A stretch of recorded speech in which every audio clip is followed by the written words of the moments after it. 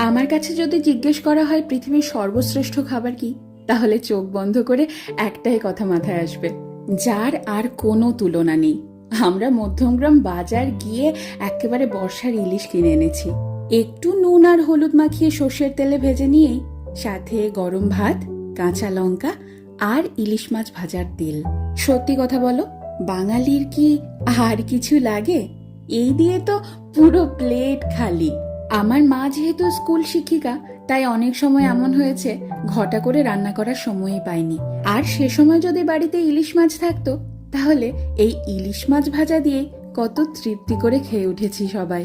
আমার এই বাড়িতে বাবা মা এসেছে, আর সেই তৃপ্তি করে খাওয়ানোর সুযোগটা এবার আমি পেয়েছি। আমার খাদ্য রসিক বাবা গরম গরম ভাত আর ইলিশ মাছ ভাজা নিয়ে বসে পড়েছে। দেখো কত মজা করে খাচ্ছে, দেখেও যেন তৃপ্তি আসছে আমার।